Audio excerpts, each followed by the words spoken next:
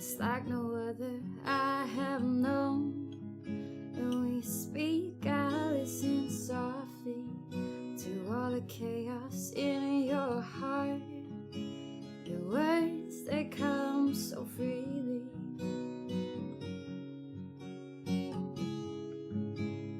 And I want to know why you wanna be alone. I'm giving you my heart, so why'd you leave me in the dark? You push, I crawl, you kick, I fall. I can't keep begging for you. You push, I crawl, you kick, I fall. I won't keep begging for your love. Your love.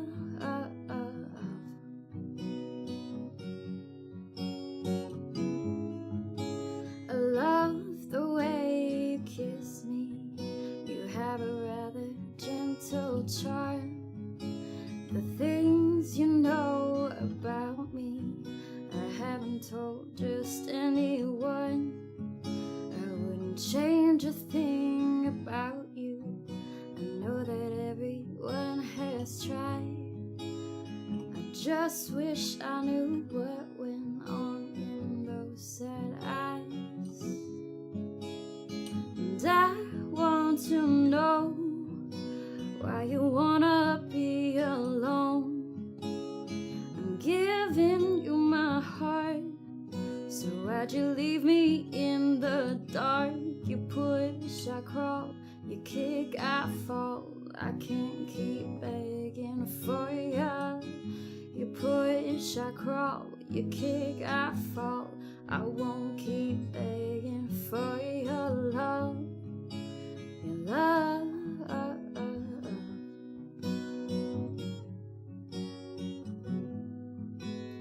You say to stay away, that you are no good for me.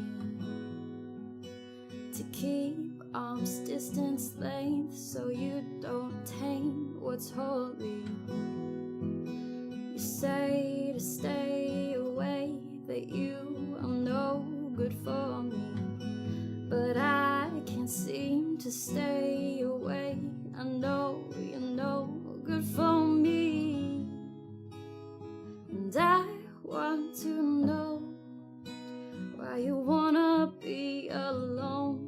I'm giving you my heart, so why'd you leave me in the dark? You push, I crawl, you kick, I fall. I can't keep begging for you. You push, I crawl, you kick, I fall. I won't keep begging for your love. Your love.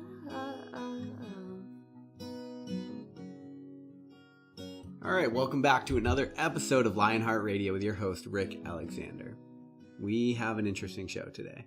So for those of you that have been listening for a while know that we've kicked every morning coffee episode since day one off with Brittanee Taylor singing a song, typically a cover, but a few originals in there.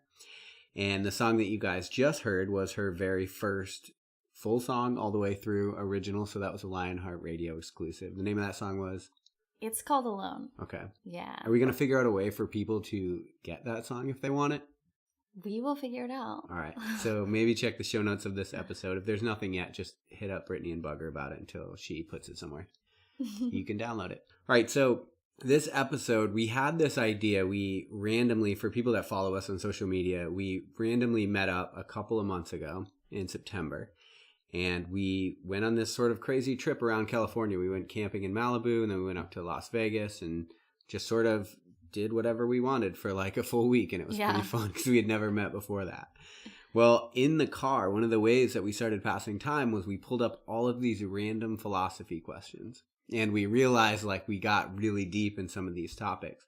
And so the way that we're going to do today's show, which is going to be a little different than how we normally do it, is we are going to we're going to get through as many of these random philosophical questions as we possibly can in somewhere probably around an hour. And I would just say if you're listening to this, bear with us on some of these. So I think that you'll realize that there's a lot of philosophy that we both have, which you could probably adopt or might make sense in your own life. And then some of these, because we haven't seen the questions beforehand, most of them, like we're going to be kind of trying to make sense of them in our own mind as we answer them, which is, I guess, a pretty awkward experience to try to get through. And so I would say just bear with us as we are trying to make sense of some of these things ourselves. They are super abstract, super random. And like I said, we haven't seen them beforehand. The ones that we have seen beforehand all came from Instagram, from you guys hitting us up with questions. And so when I kick it off, I'm going to kick it off with the Instagram questions, and then we'll get into some of the really deep ones that we have no idea about. So all of that to say, first of all, Brittanee, thanks for joining me on the show finally. Yes, it has been a long time coming. Thank you so much. So every time that people listen to Lionheart Radio, what they hear me say is like the normal, she does nutrition coaching and photography. Yeah. Do you want to just take a minute for the Lionheart Radio audience that maybe doesn't listen to Morning Coffee or doesn't follow you, just take like a couple minutes and just share a little bit about who you are and what you do? Yeah, of course. So I live in San Diego, which I moved down here maybe like 6 months ago, and I love it. It's a magical place, and I feel my happiest I've ever been living here. I have two businesses. One is a photography business, which I started 10 years ago. So I think people forget that that's like my main gig. That's what I do. I've been shooting weddings for a long time. So I shoot weddings, engagement, basically any sort of content. And then earlier, almost a year ago, I started a nutrition business. And so those two things kind of keep me busy. I used to coach CrossFit. I used to compete in CrossFit. I've since then faded a little bit out of that into more just like bodybuilding style stuff. And my life is not solely revolved around fitness anymore, and it's great, to be honest. Yeah, and that's been some of your journey too, right? It's like, I think just following you myself, it seems like you've had this big progression and sort of awakening into what it is, how you identify yourself and what health means to you, because it's been a huge shift just in the content you've posted from where you were really like training for regionals and doing that kind of thing where your life revolved around CrossFit to this sort of just taking a step back and being like, okay, something has to give because you're not feeling as healthy as you'd want to in that process. Yeah. Oh my gosh, this year has been huge with who I was at the beginning of the year to who I am now. Yeah, if you would ask me a year ago if I would be okay with not training every day, I would have said no way. Yeah. But it's just been like such a learning process, and it's been so freeing to understand what health looks like for me. And I think that's the big part, is I wasn't chasing health. I was chasing performance, and because of that, my health suffered until it basically ran myself into the ground. Yeah, and that dichotomy is real. Like, I think a lot of people, they don't take the time to ask themselves what it is they are working toward, and sometimes we forget that like working toward performance might actually mean that you have to sideline your own health, and that like a lot of people don't go into that knowingly because they just assume like, well, I'm working out so I'm healthy, right? When the reality is to like really try to push to get to the top of a sport, that is not what health looks like all the time. No. Like, those are not necessarily synonyms. Yeah. So I think that's cool, and I think it's just made you more approachable for your audience. Like, they're like, oh, okay, this is a human going through what I'm going through as well. Yeah, and it's crazy because once I did start sharing that journey, I found I actually connected more with my followers and my audience because they felt the same as I did. They were burnt out. They were tired. They, wanted something different. And when I openly, kind of shared my struggles, I had so many messages from people saying like, oh my gosh, me too. This is exactly what I'm going through. Yeah. So it's kind of cool that we're all on like the same journey together. It is cool. And I think the reason that's going to make this episode cool is that, these are questions like they are pretty abstract and deep, but also too, everybody struggles with these existential questions about what the hell we're doing here anyway. Yeah. And so to see people that you follow and look up to that are like sort of wrestling with the same ideas, trying to make sense of it. That's what I like about the idea of this episode in the first place. It's like these are real things. Like, I mean, we had, a bunch of people hit us up with questions of just like, I'm like, damn, dude, this is what you're struggling with. But like the reality is we're all struggling with this idea that literally this life is very ephemeral. Like it's all going to end. And that creates our consciousness, our awareness, the fact that we can recognize that it's all going to end and we can judge our own character. It creates this existential crisis. And so you've got to figure out a way to find coherence in your worldview and your philosophies around these situations so that they make sense, they're productive, and so that you can do something meaningful with the time that you have here. So, all right, we'll kick this off. Do you want to take the first one, or do you want me to answer it first? Go ahead and read the question. All right. VTCoasty08 on Instagram says, can you really experience anything objectively? Okay, I think I want you to start it off. All right. So I'll bounce off you. This is an interesting one for me. So first of all, I'm going to just lay the landscape a little bit, I think, is how I'm going to answer this. If we talk about reality, there's an objective and a subjective reality. So objective meaning nothing is movable, right? The thing that matters in this world is matter. There's nothing that exists outside of the matter, the physical plane. And so if you believe in an objective reality, then you believe that that's what you believe. There's no metaphysical, there's no phenomenon that takes place that couldn't be explained by just the objective reality. Now, the subjective reality is typically people that have had metaphysical experiences or religious experiences, they believe in a subjective reality, which is the universe is sort of bending to the will of the people. And typically like that comes innate with some belief in God or some higher power or virtue that you sort of bow toward. So what I think is having an objective reality is super important because it allows you and I to have a conversation and know that we're talking about the same things. And so when you talk about like furthering science or furthering any kind of scientific view, having an objective reality in which you can structure the conversation from is extremely important. That being said, it's become clear to me in the last year for sure that not everything that takes place in this world is objective. For example, science, which is what the objective reality is predicated upon, assumes that you can observe and measure and repeatably show all of the things that you're trying to talk about. Right? That's what science is, right? Well, anybody that's ever had their heart broken knows that you cannot observe or measure the pain in a broken heart. And so there's a subjective reality that we all have to deal with. And so however you've been programmed through your life, whatever your subconscious looks like, that's going to influence the way that you are experiencing the objective reality. So although I do believe that there is an objective reality that exists, I think that you can control for as much as you can control for, which is what we try to do in scientific studies. But at the end of the day, you're processing things through your own psychology, your own worldview. And so I don't believe that you can experience anything really, truly objectively. Because I actually believe that the subjective reality of our worlds is a much bigger influence on how our lives play out than the objective reality.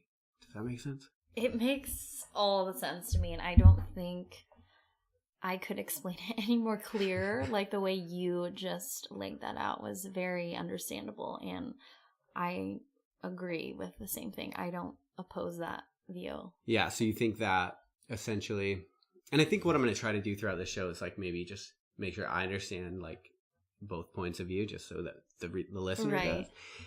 So you think that you can or cannot, you think basically you agree with me that you experience everything subjectively, essentially based on your programming. On your life experiences. Yeah. 100%. Yeah. And honestly, like the biggest battle that we all face is figuring out how to undo the negative parts of your subjective reality. You know, the fact is that a lot of people have very equal opportunities in this life.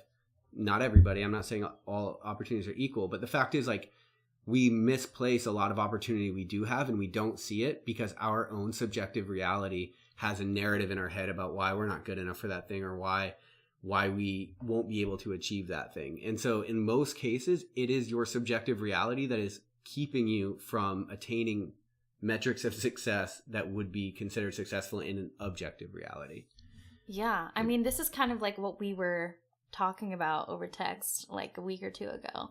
how, the same things, I keep getting myself in these same situations because I think my subjective reality on how I am in relationships keeps playing out in my head. Yeah. And I think that's why it's super important to ask yourself questions. Like, one of the questions I asked you is like, do you think you could learn in a different way? It's like these lessons that you learn by putting yourself in these situations are really valuable, but is there any way we could learn them without the pain? Like, right. I don't know. I don't know. I don't know if like I somehow like the pain or I like the heartbreak, but I always find myself feeling the same types of way in these situations, where I just feel, I mean, it's a lot of hurt and disappointment, but I think that I'm starting to learn more about myself through each broken, yeah. I learn a little bit more about the things that kind of trigger me easily, or things that I just won't put up with. Right. And I think that, that is how you become more self-aware in this life, by asking yourself introspective questions about your own subjective reality, because the reality is that you're experiencing it different than other people, which is why some of your struggles are a little bit different. It's like we're all going through the same human experience where we all have a lot of the same struggles, but the way that you're viewing them is what's setting you apart. And whether the results you're getting are good or bad is oftentimes based on the way that you're viewing them. And that's not even your fault. That's typically based on programming and things you saw when you were younger and things you don't even remember that were recorded by your subconscious. And then you have the ego, and there's all of these layers of complexity. And, self-awareness comes from when you are able to start peeling back through those layers and figuring out why. First of all, you got to figure out how it is you're looking at the world, but then maybe why you're looking at the world that way. Yeah. So that's a tough one. That's probably one of the biggest things that we all are going to wrestle with. I agree. All right. So did you see the question about the Indigo Children? I did. Okay. I did. And I'm not going to lie, I did have to Google that. I've never heard of it before. I haven't either. So the question is, do you believe in the Indigo Children? My aunt told me I was an indigo when I was a little girl, and my whole life I've been so socially awkward. My indigo cycle should be nearing an end in about 5 to 7 years, and I'm curious if anyone knows them. There's a deeper sense of connection to the universe, and they're often misunderstood because their communication sucks. I love Lionheart Radio. Okay. So what was your takeaway on the Indigo Children? Okay, so I didn't, like I said, I had to Google what this was. I had never heard of it before. And I came across all of these sites that were like 15 signs you're an indigo child. Yeah. And I started reading them, and I'm like, oh my gosh, Rick is totally an indigo child.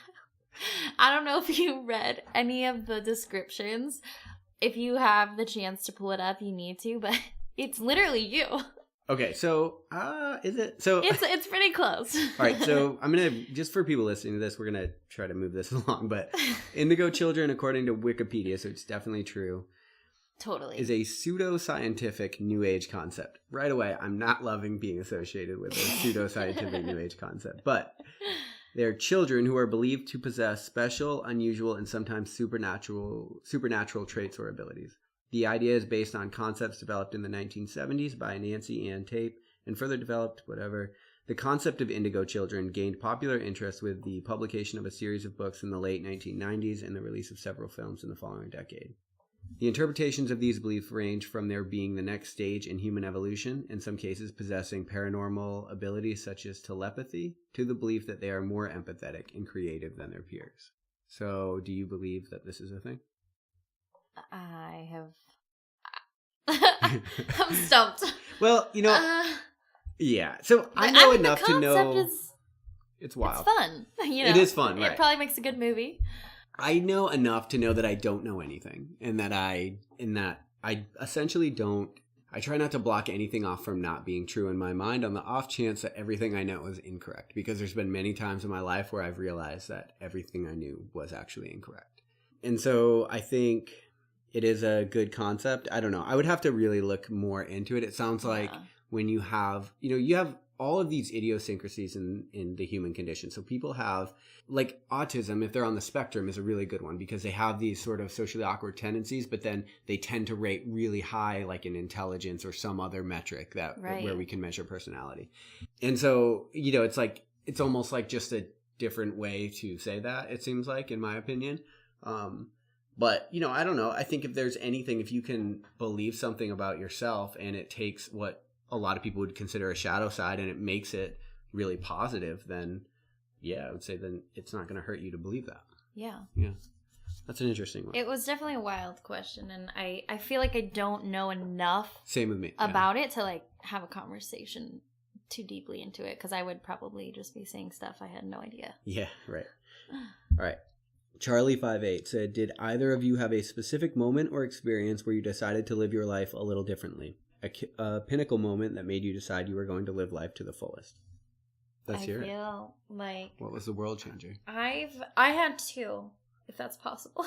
Yeah, it's you. I had two. I think we might have talked about this too, probably on our long road trip. But the first for me was getting out of a long-term relationship with somebody that I knew was not the person for me. And it sounds funny looking back now, but that's something that's very, very hard to do when you're in the moment. Mm-hmm. And anyone that may be in the situation now, you know, I remember those nights of wondering if this is what all life has for me. You know, having those moments of, okay, I'm going to finally say something and then not saying something. I mean, it took me probably a year to finally have this conversation because I was so scared. I was so comfortable. But I knew on the inside that there was something greater for me. Not that he wasn't great, but he wasn't for me.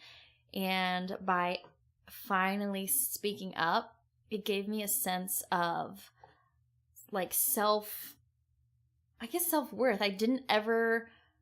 Anything I ever said, it was coming from a place of wanting to please other people. So by finally saying something for myself and what I wanted, it was honestly from that moment that I completely changed, like as a human. Everything since the moment of that breakup has evolved me into who I am today. And not only that, but like recently finding out my dad's cancer diagnosis, that has made me way different than who I was even before, because now I am just like, I want to travel. I want to do all the things. I don't want to have any regrets, and I just want to go after whatever it is that I want. I feel like before I've been so scared to like be myself or be vulnerable, and I'm just learning that life is way too short to want, you know, to like protect those things, and I will just continue to go after all of that, even if it, you know, doesn't end up well. Yeah. So I think for people that are listening to this, is there advice that you could give somebody that if they feel like they're stuck in that situation where maybe they are not standing up for themselves or voicing a concern that they would have that would actually, you know, like when you stand up for yourself, that's an empowering experience. Yeah. But until you've had that empowering experience, it's hard to know. It actually just feels a lot like fear and anxiety. Yeah. It doesn't feel empowering. Yeah. No. And so for those people, do you have advice? Like, is there anything you could say to people that they know there's that thing they should say and do, but they're sort of stuck in the fear? So for me, I knew I had to say something because I was kind of on a time limit. I knew we were going to be engaged relatively soon. And for me, it was more of if I don't say something now, it's going to be harder to break off an engagement or to get divorced in a year. So for me, it was one of those moments where if I don't say it now, it's going to be even worse.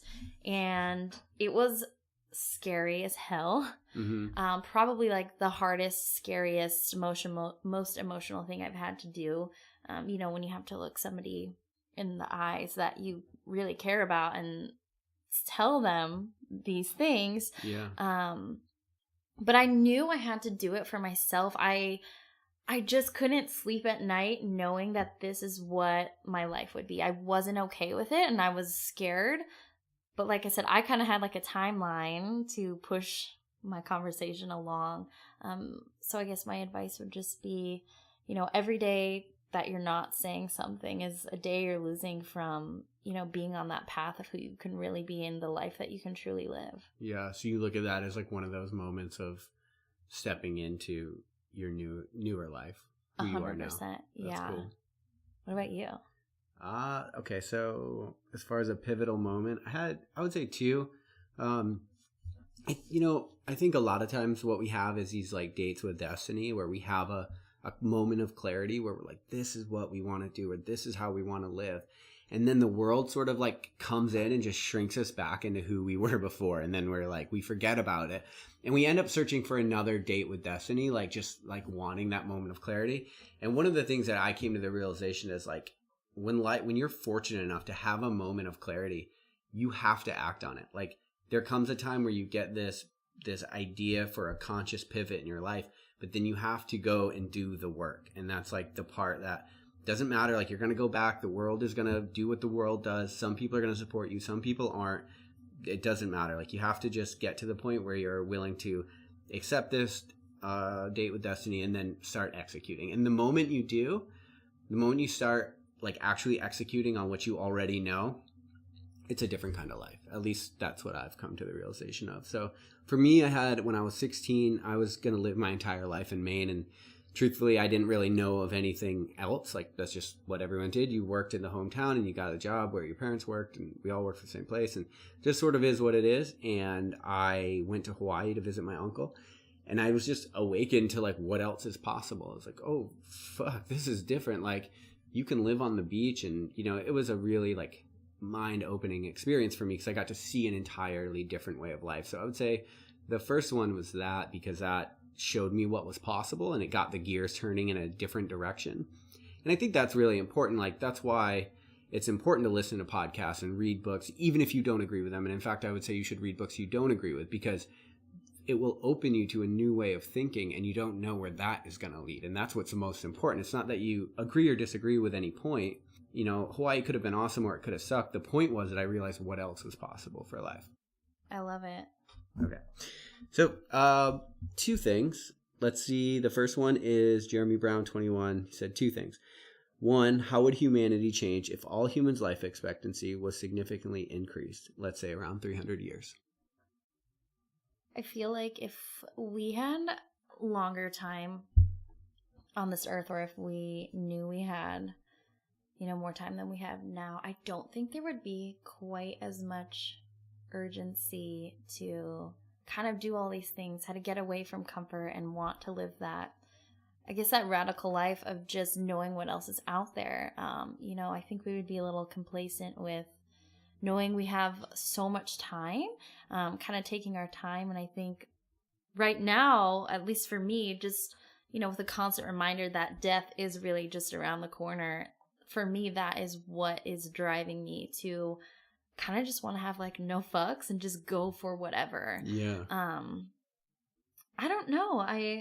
That's a good question. I just think perhaps our sense of urgency wouldn't be quite as high. What do you think? Well, I haven't thought about like the 300 years time frame, but there's a company that Google owns it's a Google X company called, it's like Coleco is how you pronounce it, but their sole mission is to cure death. And so Whoa. I've thought about the implications. Yeah. So I've thought about the implications of what that might be. And I think one of the things we don't think about is that what it might do is take the incentive away to live your life to the fullest. For example, if we could cure death and you wouldn't die, it wouldn't make sense any longer to go swim in the ocean. And so I think you would create this sort of weird, like risk-averse culture where it wouldn't make as much sense to do some of the things that make us feel the most alive. Mm-hmm. And so I don't know if you were to follow that road where that would go, but I don't think the world needs humans that are less alive, even if they're going to live forever. I will say that. Yeah. I wouldn't want to live forever. No. All right. So the second part of his question is suffering a necessary part of the human condition? What would people who never suffered be like? I think if you never suffer, I just don't think you would be inclined to be empathetic. I find, I'm a very empathetic person, but I have come across people that aren't, and I just think that maybe those people haven't gone through any sort of big type of suffering yet, because once something great happens in your life, I think it changes you as a person and it helps you relate more to other humans and having that empathy for them. So if you didn't suffer, I'm not sure if you would be able to, have that same connectedness with people on that emotional level. I don't know, but you know me. I'm always going back to emotions. Yeah. Well, I agree. It's kind of like that quote, you can only love to the depth that you've suffered. Yeah. And I think I believe that. Like that seems like it holds water to me. Like it's interesting. We have a tendency to focus on happiness, and I did a morning coffee on this. Actually, it might not have come out yet, but we have a tendency to focus on happiness as if that's the goal. But life, by its definition, is like would make happiness incomplete. And so, like life by its definition is the duality that we live in of pain and happiness, of joy and ecstasy and the struggle and pain. And so you really can't have one without the other. Like that seems to me what we're doing here is learning how to get through that. Yeah. And so I kind of think it is a necessary part of the human condition. I believe the human condition exists because suffering is a thing. Like if you look at like what are we doing here on this world, it's like the most answers that make the most sense to me is like, well, we're evolving the species and we're fighting entropy, right? Other than that, I don't know what it would be. And so when you think about that as being the goal, then to overcome suffering actually does lend itself to meaning in your life. And if you look at the people that have done the most great things in their life, it was when they had to suffer and then they chose to face that suffering in a way that would lessen the suffering of other people. And that's where you find the most significance. It's like the person that gets cancer and then starts a charity to make sure that nobody else would have to go through the same pain that they went through, or at least try not to. Yeah. And so I think it's such a necessary part, and it sucks. Like, there's no way around it, but I do think it's necessary. Yeah. I mean, I don't think we would be able to even experience happiness if we didn't have it. Because how would we know what that looked like? It would just be the same all the time. If we didn't experience anything bad or any suffering, then happiness wouldn't be, it wouldn't be ecstasy. We wouldn't feel that joy because it would just be the norm. Right. And so I think that, yeah, like one is only possible without the other. Yeah. Yeah. Completely agree. That'll probably get into some other deeper ones, actually. So I'll leave that at that. All right. I'm going to move to the randoms because some of the other Instagram ones I couldn't really understand, and I don't want to take time deciphering them. Ready for this? I'm ready. All right. So we'll kick it off with a super easy one. Is there a meaning to life? If so, what is it? Oh my goodness. I feel like I'm on Miss America. They're like, ready, go. Yeah. Yes, I feel like there is meaning to life. Am I the person to say what the meaning is? I don't know what everyone's meaning of life is. For me, I've always believed in two things, which is to be a good person and make the world a better place. Those are two philosophies that I've kind of always stood by. Of course, you can get a lot deeper into what that means, but that is the meaning in which I live my life. Mm-hmm. And you derive meaning from that. I derive meaning from that. Yeah. I mean, whatever that means in what, any situation I'm in, I want to be a good person and I want to make the world a better place, whatever that looks like for that moment. I like it. I think finding meaning in life is a very individualized pursuit. And so the answer has to be in some ways individualistic to the person answering it, because what I get meaning out of and what you get meaning out of are not necessarily going to be the same thing. Yeah. Yeah, I completely agree. I think I've thought a lot about the meaning of life because I'm fucking weird. So here's an interesting thing. And we've probably talked about this before, but this is like one of my running beliefs. If you look at every single religion, the way that they describe the experience of being outside of the physical plane, so what would come after life, is you are sort of connected to everything. And it's this feeling that you are part of the infinite. And so everything is ever expansive. And then love is the underpinning language of all things. And so you sort of live in this state of joy and ecstasy. And even the Judeo-Christian religions, they talk about, the Abrahamic religions, they talk about this idea that, there's no suffering and no pain in heaven. And then when you look at Buddhist philosophies, and they talk about reaching nirvana in this state where you're sort of in constant ecstasy and bliss. And so all of these religions, they have this idea that what comes next is this life without limits. And so if that is the way that you exist, it would stand to reason that you would have to go to a place with limits in order to learn lessons that could only be learned by there being limits. So you can only figure out what you're actually capable of if you have a limit to push up against. And so I kind of think the meaning of this life is to figure out how to get through those things. Like all of the pain, all the suffering, that's all part of it. You know, if you exist in a state of constant ecstasy or constant love, it's not hard to, I mean, think about the first time you fall in love with somebody. It's not hard to love somebody the first time because all you know is bliss and joy, and you just fall really fast and you fall in love. The hard part, the part where you grow as a human and evolve and learn, is when you know how malevolent humans can be, how terribly heartbreaking it can be to have someone fall out of love with you, and then you choose to fall in love anyway. So the reason I'm bringing that up is because I think that there's only things you can learn by living in this place with borders. And it's really interesting because I think a lot of people, they look at the ego as this thing that we have to kill and we have to overcome. But I actually look at it a little differently. Like, I think your ego is the manifestation of you in this place. Without your ego, the ego is the loneliest story ever told because it exists so that lonely can be a thing in the first place. And without this, if you're just part of the infinite, what can you learn from that? You just exist, right? You just feel and you just sort of exist in pure bliss. And if you take every single religion by their word, then, which I kind of think like, well, if all of these religions have this idea, there's got to be some sort of underpinning truth in it.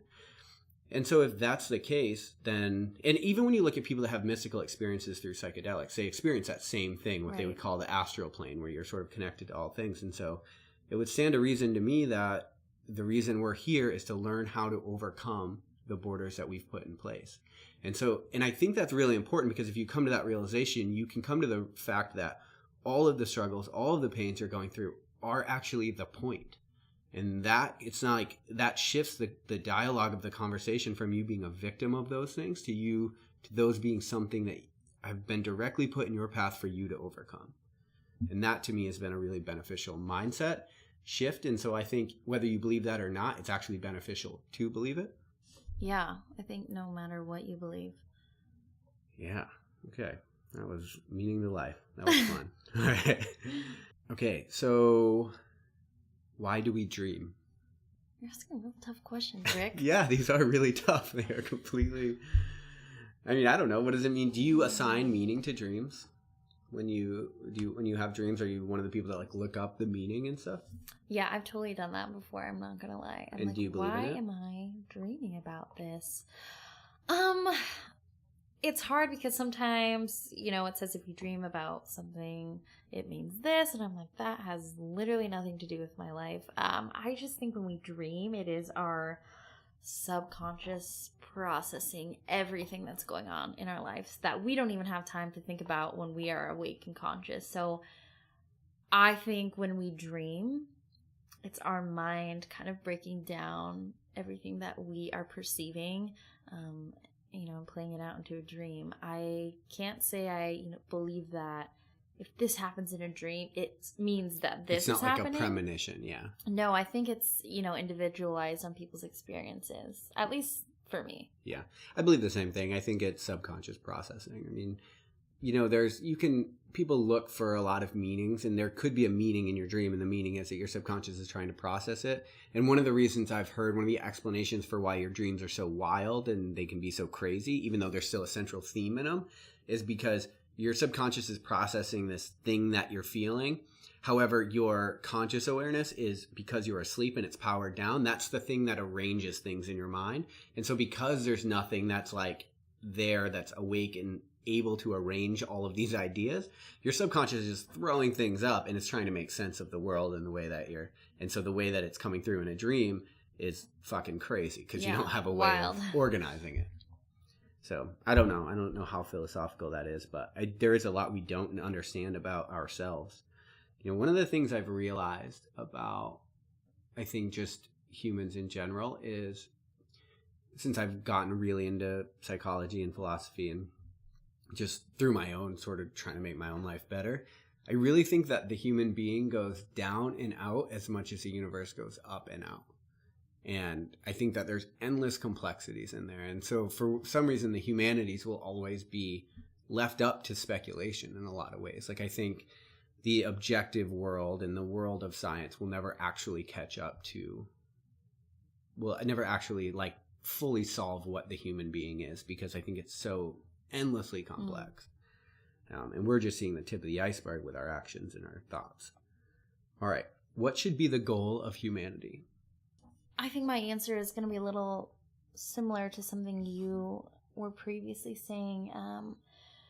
How we're here to learn lessons. And I think like the lessons that we learn and that we experience, it is our goal to kind of like leave those lessons for whoever comes next. Like the things that we go through, the suffering we go through, or all of these things that we learn is for a reason. And, you know, to pass that down to whoever is after us. So hopefully they don't have to suffer from the same things. Mm-hmm. I don't know. I just think it's to continue to help, you know, evolve into something. Yeah. So it's kind of like we're always like pushing the needle for the next generation. Yeah. Yeah.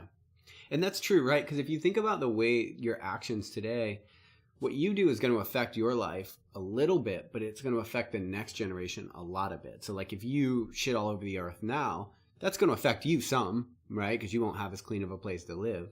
But the people that are like facing the extinction of the sun or the atmosphere and going to burn, like that affects them a lot. And so, yeah, I think your definition holds water, because it's like, what are we doing here? Like, if you made that your goal to make the next people stay better, you know, I think history would look favorably on you for sure. What was the question? What is the goal of humanity? Yeah. What is the goal of humanity? Yeah. I think that's real. I think that's as good of an answer as I could give. I think it's also important to think about your own goals within this human condition too, though. Like, one of the things I thought about is, okay, when I leave here, will everything have been better for having me been a part of it? And that is like a really powerful question. Because if you think honestly, it's like, is that true? Like, probably not. And if it's not true, the good news is every interaction is an opportunity to change that from here going forward. And so it kind of like puts the ball in your court and like allows you to have some grace with yourself, because probably not, right? We all screw things up, and who knows, maybe whatever it is.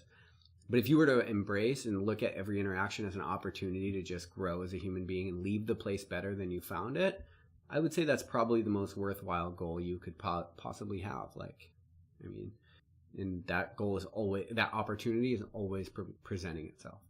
So, super important. Cool. All right. Will religion ever become obsolete? I don't think so. I think that people like some sort of crutch or something to believe in, whatever religion that is. I don't think people, I mean, I know that there are like atheists or people that believe in absolutely nothing. Mm-hmm. But I think people like the idea of faith in something. And like for me, I'm not religious. I'm more spiritual. So I guess my beliefs are in the universe. And I guess my faith is in kind of like destiny or fate, however you want to say that. I can't imagine my life without believing that there is something else out there that's greater. Or if when things are happening, I'm just not like, oh, well, shit, that's just happening. Mm-hmm. I'm just like, okay, like the world is trying to teach me a lesson or like take me in a certain direction. I personally can't believe that religion would ever not be needed. Yeah. Yeah, I think that's it. It's interesting now because we've had religions for thousands of years, and now we have this sort of time where science is a new religion. And I can understand that people want to embrace it, one, because they tout reason, and that's enough to like, okay, well, we've been following a charlatan for so long that if you're touting reason and you can prove it, sounds like I'm going that way. What I would say is that there's a depth that exists in the human experience that the material world, and that's what I was talking about at the beginning about an objective and subjective reality. There's a depth that exists in the material that is beyond the material world. And so science as the new religion doesn't speak to that depth. And so when you have a broken heart, or when somebody leaves you or somebody betrays you, or you end up with this like litany of human emotions that we have to deal with, you know, a materialistic worldview just does not help you in that instance. And so for that reason, I think the need to, you know, find for whatever, meaning. To find meaning. Yeah. So, I mean, the need to ever, the need to satisfy like the part of us that is a soul, I think will always be there. And for that reason, like you can go to science as a new religion, but I find that people are finding it to be pretty empty. At least I found it to be empty. I spent a lot of my life like very atheist in that worldview. And I was frustrated a lot because I couldn't make sense of things. And I felt like the world was this cold, dark place that didn't give a fuck about me. And that's a thing. Like, a lot of people tout that. They're like, the universe doesn't give a fuck about you. And it's like, you can believe that, but it's a rough way to go. Like, it is not, it's not like a productive worldview, I think it.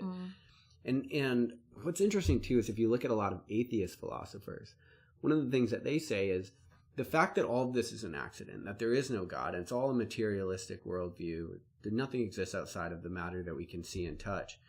What they say is the beauty lies in the fact that you can assign meaning to your own life.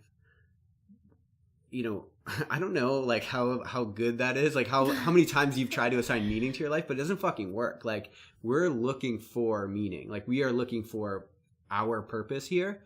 And when you find it, that's why some things align with you and some don't. If you could just assign meaning to your life, you would just make it money or some other materialistic worldview.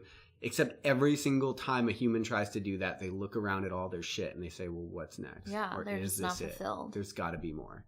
And so I don't believe that you actually have the ability to assign, this great meaning to your life, because you won't believe it. You won't believe it intrinsically, and so you won't act on it. And if you do act on it, you'll get there and you'll be like, well, there's got to be something more. Mm-hmm. At least that's been my experience. What benefits does art provide society? Well, I personally love art.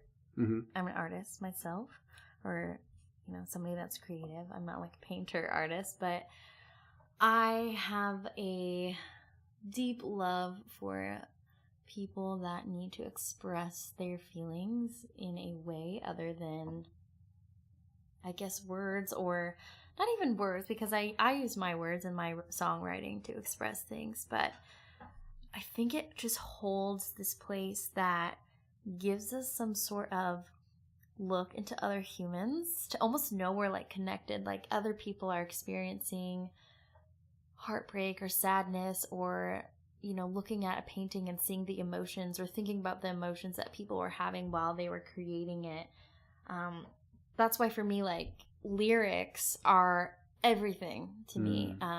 People could sing songs or like hear a song, but to me it's the lyrics, because I'm such a person of words and of meaning. And so when I like hear songs, I appreciate, the songwriting, or, when I even like listen to musical instruments, just the emotions that it invokes in me that I feel, I'm just like, wow, that is so powerful. Like, this person who wrote this must have also been feeling some sort of way when they wrote this. And I think just being able to look into that and see, I mean, for me, it's just feeling connected to other humans. Yeah.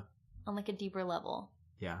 I think so too. And I think the deeper level part is the important part, because it actually goes to prove, I think, my theory here about like this fact that there's much more depth in a materialistic world, because, one of the things you realize when you like stare at it into a painting or hear a song that resonates with you is it articulates something that you didn't previously have the vernacular to describe. And so it's like literally like, it's the reason it's evoking this emotion is because that's the role that art plays in society, in my opinion. It literally has the ability to transcend words, to describe things that we feel on a deeper level but can't always articulate.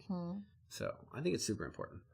But obviously I write, you saying like we're going to be biased. We're a little biased. Yeah. Okay, so this is a good question for, I think, people listening to this. What do you attribute the biggest success in your life to? I feel like I want you to go first.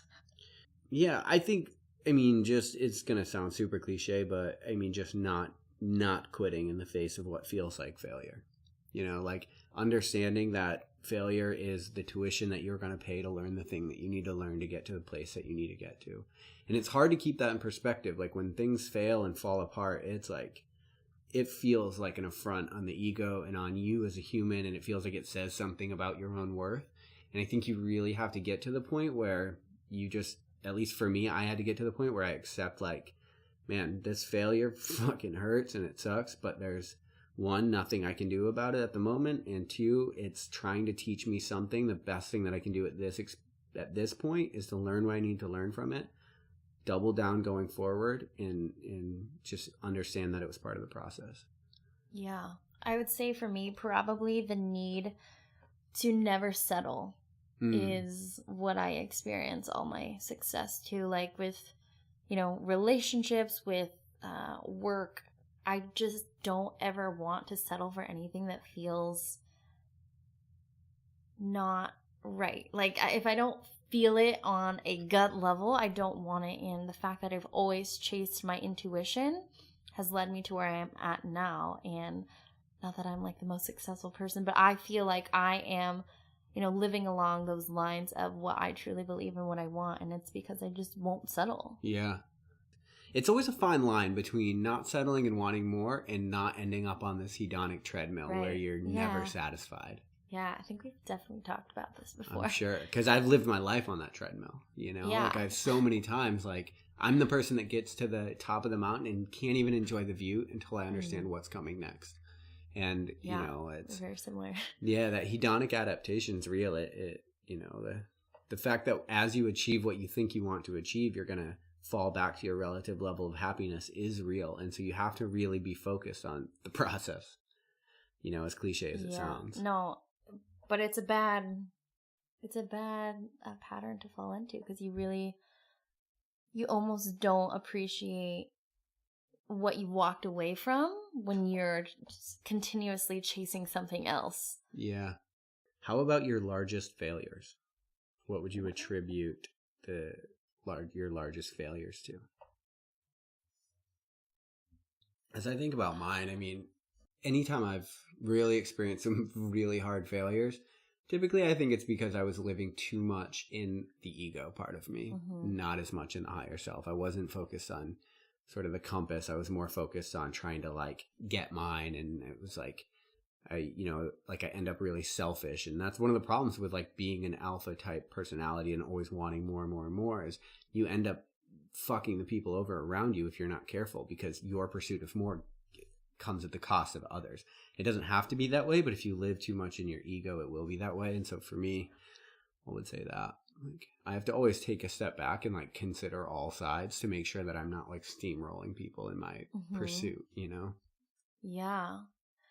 Yeah, I think we're similar in that way. I've always been a very go-getter person, all or nothing, 100%. So sometimes that means just pushing out whoever is in my way out of the way.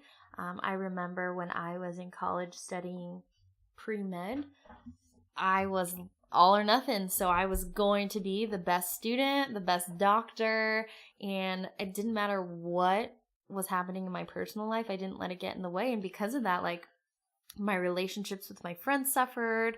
I ended up breaking up with my boyfriend at the time because I had no other eyes other than my goal. And so I didn't know how, to be balanced, be normal. It was just, sorry, if you're not on my road, you need to get out of the way. Yeah. And, things suffered from that. Yeah, it's like the need to have the proper role of ambition in your life. Like a lot of times we let ambition be in the driver's seat when the reality is it's a means to an end. But if you let it be the end, like the thing you prioritize is your ambition, that's going to lead you in some pretty unsavory places in your life because you're going to continue to try to get and to take and to win and to, you just got to be careful. Like ambition's great. It can be a great tool to get what you want. But I think if it's the end state, you're going to run into problems. That's good. That's well put. What is the best way for a person to attain happiness? I like this question, actually, because I feel like for me, the past few years have kind of been my own pursuit of happiness. Yeah. And what I've learned more than anything, and it sounds so cliche and it's what we hear all the time, but it really is, it has to come from you. And I think for so long, like I am such a hopeless romantic person. So I don't know, probably since the first time I've ever been in love, I try to find happiness in like other people or the way people make me feel. And so, when things are good in a relationship, I'm happy. But then when they're not, I'm miserable, and I was tired of living on this roller coaster of constantly feeling happy and depressed. And it wasn't until I think, once that huge breakup happened and I learned that I have to be completely happy with who I am by myself without anybody else tied to me. And it works. Like I'm happy, and I'm sure if you follow me or see my journey, like most people have told me recently, like, wow, you seem so happy. And it's because I've finally found that happiness within my own self, with the things I do in my life without having to, bring anyone else into it to, validate that thing. You finally cultivated it for yourself. Yeah. Yeah, that's huge. I think for the best, I would just say for me, like, the happiest times in my life have come when I wasn't chasing happiness, when I was chasing something else. And happiness, I think, is a byproduct of a life well lived. And I have morning coffees on this or coming out on this, so I won't get into it super deep, but I just think that if you chase happiness for happiness is for the sake of it, you can end up making decisions based on impulse and pleasure and sort of immediate gratification. Whereas if you instead chase a worthwhile goal or a worthwhile struggle, happiness will be part of what ebbs and flows as you chase it. And you'll be a little more like the long-term contentment will be better. And there's some reasons behind that with the neurotransmitters, dopamine and serotonin. But I really believe that for me anyway, like the happiest times in my life were when I was like doing some really miserable things, like really big, long endurance goals or something. So I would just say for me, it's a byproduct. Is intelligence or wisdom more useful? I have a sort of way I've started conceptualizing these, so I can kick it off if you want. Yeah. I think that, all right, so intelligence is like a high IQ is associated with broadly every single area that we make successful in life. So if you want to be a realtor, or if you want to be an engineer, or if you want to be a singer, it doesn't matter. Like having a high IQ is associated with your success in that area. It will help your chances of being successful. One of the, I think, problems with high intelligence comes in the fact that you begin to, because you know so much, you begin to believe that nothing can exist outside of what you already know to be true. That can hold, I think that's why so many really intelligent people tend to be atheists, because they don't believe that anything could exist outside of what they know to be true. And the problem is that anyone that's learned anything knows that you never know anything, and that you are always only learning what you don't know. And so I think that intelligence, while it's obviously very useful, can be really damaging in the fact that it can hold you back from a different kind of life or from answers. And I kind of explain it like intelligence is, in my book I explain it this way. Intelligence is knowing like how your body reacts when you get cancer. It's like knowing the memory mediated T cells are fighting the virus and what's actually going on within the physiology of your body. Wisdom is what you gain when you're told you have 3 months to live. Then you understand what's really important. And so I think that both are necessary. If you are all wisdom and no intelligence, or all intelligence and no wisdom, it's like you're cutting yourself off to other parts of life. One of the unfortunate parts is there's really there's not a great way to increase intelligence. Like you're sort of strapped with the IQ you have, and so you sort of have to do your best to enable within it, like that's unfortunate, and people don't like to hear that a lot of times, but it is what it is. I feel like these are the same types of like, you can't have one without the other. Yeah, for sure. And that's the duality of life, straight up. Like it's all polarities. I agree. But if I had to choose, I would choose wisdom. You would choose wisdom. I feel the same. I think you need both equally. I know that wasn't the question, but if I were only given one, I would want to be wise. What life-altering things should every human ideally get to experience at least once in their lives? I feel like I'm always inclined to go down the road that has to do with love. But that's just me. Like, that's just the type of person I am. So I think heartbreak is life-altering. It really is. It's, a feeling you can't really explain. And I don't think you can appreciate. I mean, maybe you can't. Maybe there are people that have never had a broken heart. I mean, and not just like romantic love, but like the heartbreak of anyone that you love. That's life altering. Like, losing like a parent or something like that, that would absolutely break your heart. For me, I mean, I feel like I've had a lot of heartbreaks, but it's definitely shaped how I view, you know, the people in my life and how I love. And I don't think I would be as nice or as empathetic if I have not carried around so much pain. Yeah. No, I would agree with that completely. I like that. I think for me, if I'm just thinking about experiences, and I agree with you, I do think that those are pivotal. And you can almost tell when somebody is in love but hasn't really been broken, like hasn't gotten hit by the truck and then back over and then have them drive forward again. Like you can tell those people. It's important. They need to experience that getting hit by a truck first. Right. I think when I weigh like what activities are worth engaging in, is I sort of look at how do they transcend to the rest of your life, and that's like that philosophy really hasn't steered me wrong, but it's like you should always look to engage. If you make, this is another problem, like you could wrap your identity up in what you do, and then that's a problem because what you do is ephemeral and going to go away, and so you have to sort of balance that with like, you have to do something. And so what should you do? I think the question of what you should do with your time is like, well, what's going to make you the best? What's going to enhance who you already are? Not to wrap your identity up, but to enhance. And it's like your identity shouldn't be contingent on the things you should do. The things you do should enhance your identity and your being. And so like I look at travel as one of those things. Like when you really travel and you experience living somewhere else or being somewhere else, the borders that you have up in your mind like go away because you realize like, oh, these are all just people and they're doing the same people shit that we do back home. And like, you know, like it's really, because we're such tribal creatures, we have a tendency to want to like engage in groupthink and live in an echo chamber. And sort of, I think that's where you have like nationalism and racism. Not that I think those things are related, but all of these isms that like make your group different than other groups. And so when you travel, it's like something, I think the reason it enhances the human experience is because you are breaking down literal borders in your mind as you're traveling. That's like one of the things I noticed over the last like, you know, few years with all the places I've gone. Like you can't go live in all these places and have it not fundamentally change you in one way or the other. So you have to be open to it, but I would say like, so maybe even I would pick that as the experience, like traveling for sure. I love that. No, I mean, I think I agree with that too. Every time I've traveled this past year, just I have a moment when I just stand there and I literally feel like I can't even imagine that people in their lives won't be able to experience this feeling.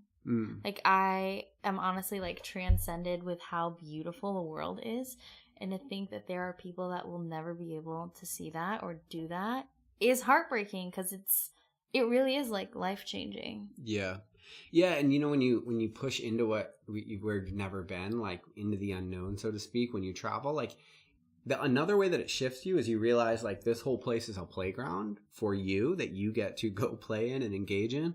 And it's not this scary, you know, everything outside of your door wants to kill you. And sometimes I've noticed when people in my hometown like grow up and they never left and they've never experienced another place, everywhere else is scary. They're like, well, I'd never live in California. The crime rate's huge. And I'm like, you have literally no idea what you're talking about. The world to you looks scary. And like, that's, you know, essentially how agoraphobia is born. The world outside of your door looks scary.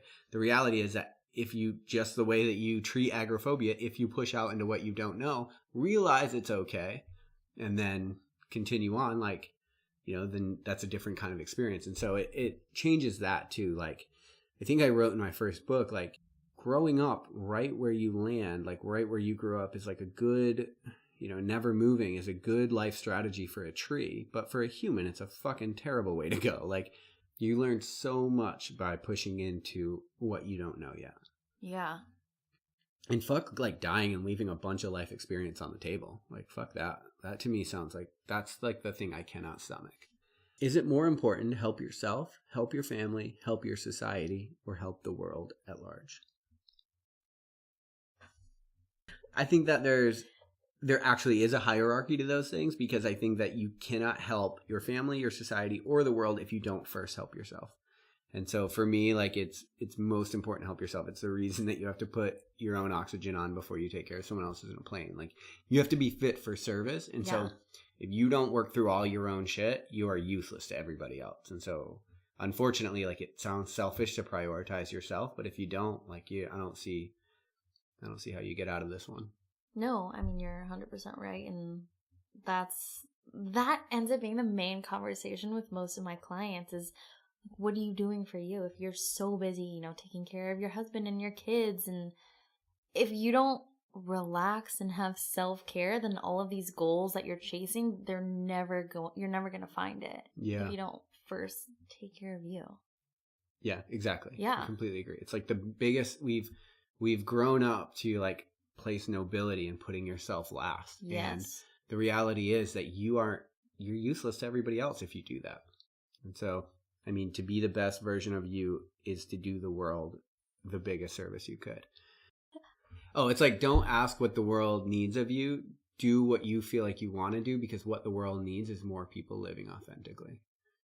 And that I agree with. And I'm pretty sure I butchered that quote, but that's the idea of it. All right. So I'm actually interested in how you're going to answer this one. Okay, so, go for it. What are you capable of achieving? And this is good because it's like just a personal life philosophy. Yeah. What are you capable of achieving? And I'm interested, like, if people are listening to this, like, how would answer this question for yourself right now, like, and then maybe match it up against our answers. Like, if you're somebody that wants a little more, wants to, see what else might be possible, live life a little bit differently, like, how you answer this question is really important. Yeah, I love this question because I had a moment recently where I was talking with a friend, and I don't remember exactly what we were talking about, but I did have a moment when I stopped and I told her, she had suggested that I do something, and I said, I don't mean to like say this in a conceited way, but I just feel on the inside that I'm like destined for something greater than that. Than that idea. And I just feel the need to connect or like somehow influence other people with, beyond just my close friends and family. Like I intrinsically just want to help people, and I think it's a blessing and a curse because I want to help everybody. I am attracted to the most broken people that there are. And so I end up dedicating all of my time to all the brokenness of the world. So I think I'm capable of, I really do want to say like changing lives. Yeah. Whether that is, through singing or nutrition or anything that I am like currently doing or words that I have to say, if it can change somebody's life, that would be amazing. And so I'm like never going to stop chasing just being myself because, there's people that I've experienced in my life where they've said something to me or have been empathetic and they've changed my life. And so to be able to go and do that for other people, like I just know that I am capable of something like that. And I'm not going to stop. I'm not going to like limit myself and being like, I'm capable of, having a good life. Like, no, like I want more. Yeah. I like that. That intrinsic desire to want more is just really important because that's like the catalyst to actually getting more. Like you have to believe that you're actually capable of and wanting more. I think if you like ask me what I'm capable of, like I don't ever believe, this is going to sound crazy, but I don't think that there's anything I'm not capable of. However, like, so if you were to say, okay, well, then go to the NBA right now. It's like, okay, well, I can't. But that desire was never put in me. Right. I actually believe, like, if you have a desire to do something, you're capable of doing that thing. That desire is not insignificant. It actually does matter. And then you being the best possible version of you is contingent on you always chasing that interest down and, like, doing that thing. And that's a really interesting thing about potential in itself. And that's why I do believe I'm actually capable of anything. It's like, one of the things you realize about potential is it's an endlessly deep pool because as you, let's say that you want to be a writer, like or let's say that you want to work out. That's an easy example. So when you start working out, you want to be a CrossFitter.